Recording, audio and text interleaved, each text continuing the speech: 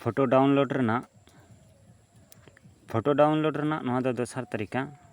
तो नवा तरीका दो चलो बन नेल लगे चीज कना। तो अब प्ले स्टोर बन चला मिटन एप्स ना लगती तबना तारपर सर्च बार रे ऑल हुई तबना इमेज सर्च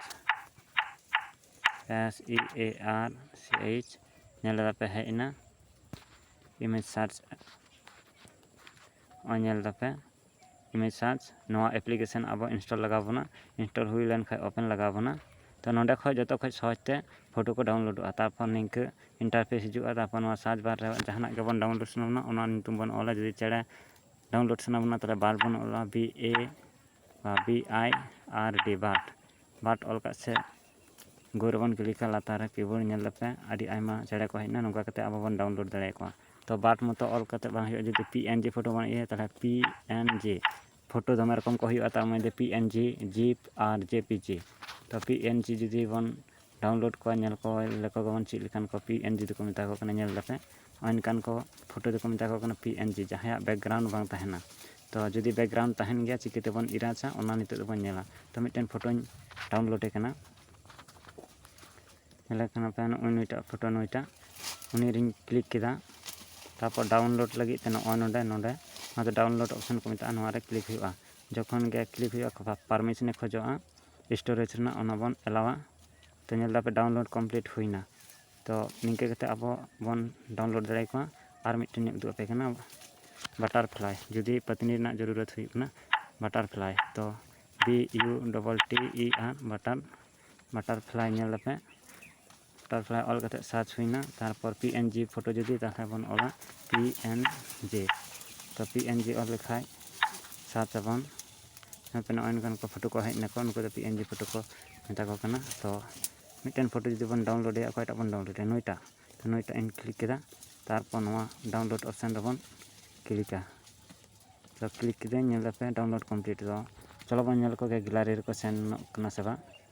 तो बैक चाबा किदे तारपर गैलरी रे ब्लॉक कना नेल पे नवा गैलरी कना गैलरी ओपन किदा तारपर चेतान नेल पे नय बारिया फोटो ओपन नाकिन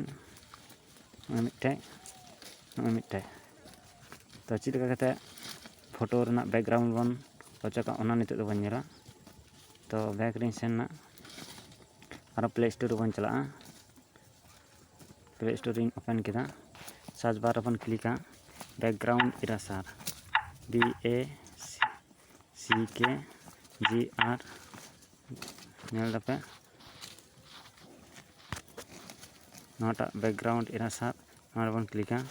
तो अड़ी आयमा एप्स हिजुआ नेल पे बैकग्राउंड इरासर।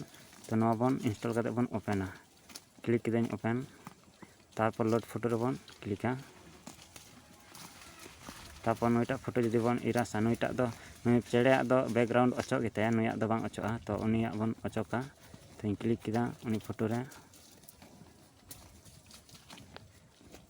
तब किदें नेल पे हेना तारपर डाउन रे बन क्लिका क्रॉप रना मेना खाय नुका झेल कटो रना मेना खाय नोडे खय बन झेल कटो दाड़ेया।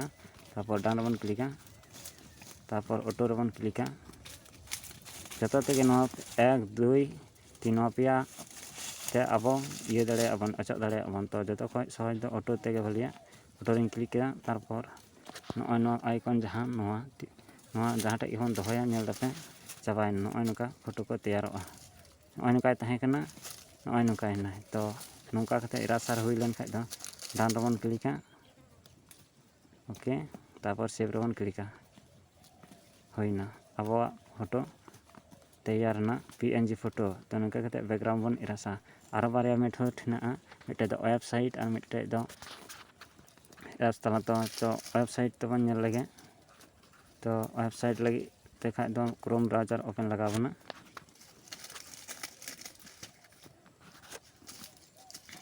तारपर न्यू टैब हबन जुदि जहाना लोड थाना ओके न्यू टैब जतो रे हेना नोडे बन ऑला सर्च बार रे remove REMOVE remove BG all लेखा बन गोर बन सर्चा तारपर नो वेबसाइट हिजुआ नेल पे रिमूव BG नोडे बन ओके तारपर नौका इंटरफेस हिजुआ तारपर अपलोड इमेज रे बन क्लिका तारपर अब गैलरी को ओपनोआ तो ᱱᱩᱭᱴᱟᱜ ᱯᱷᱳᱴᱳ ᱫᱚ ᱵᱟᱹᱧ ᱤᱭᱟᱹ ᱠᱟᱱᱟ ᱟᱨ ᱵᱚᱱ ᱧᱮᱞ ᱞᱮᱜᱮ तो मिट्टन फोटो सिलेक्ट करना नई सिलेक्ट कर नई फोटो तारपर डान रबन क्लिका ओके अपलोडिंग होना तेंगी लेगेबन